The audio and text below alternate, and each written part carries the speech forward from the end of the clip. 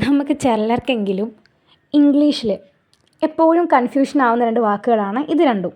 ഒന്ന് SEND മറ്റത് SENT.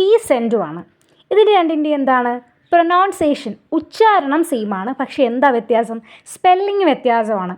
അതുപോലെ തന്നെ ഇത് രണ്ടും യൂസ് ചെയ്യേണ്ട സന്ദർഭങ്ങളും വ്യത്യാസമാണ്. പക്ഷെ നമുക്ക് എപ്പോഴും ഇത് കൺഫ്യൂഷൻ ആവാറുണ്ട്. ഇംഗ്ലീഷിലെ ഈ ഒരേ പ്രൊനൗൺസിയേഷനും അതുപോലെ തന്നെ ഡിഫറൻറ്റ് സ്പെല്ലിങ്ങുമായിട്ട് വരുന്ന ഇത്തരം ചില വാക്കുകൾ നമ്മൾ ഹോമോഫോൺസ് എന്നാണ് പറയുന്നത്. അതൊക്കെ അവിടെ നിൽക്കട്ടെ. അപ്പോൾ ഈ വീഡിയോയിൽ നമുക്ക് ഇത് രണ്ടും കറക്റ്റായിട്ട് എവിടെയാണ് യൂസ് ചെയ്യേണ്ടത് എന്ന് നോക്കാം.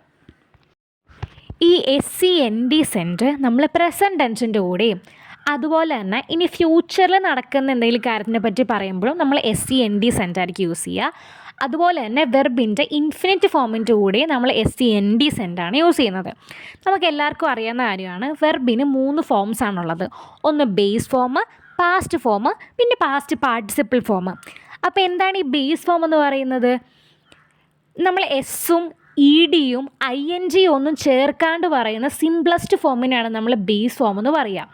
അപ്പം ഈ വെർബിൻ്റെ ബേസ് ഫോമിൻ്റെ കൂടെ ഒരു ടു ആഡ് ചെയ്ത് പറയുന്നതിനാണ് നമ്മൾ ഇൻഫിനിറ്റ് ഫോം എന്ന് പറയുന്നത്. ഇപ്പോൾ ഒരു എക്സാമ്പിൾ പറയുകയാണെങ്കിൽ ഡ്രിങ്കിൻ്റെ ബേസ് ഫോം എന്താണ്? ഡ്രിങ്ക് എന്ന് തന്നെയാണ്. പാസ്റ്റ് ഫോം എന്താണ്? ഡ്രാങ്ക്. Past participle drunken.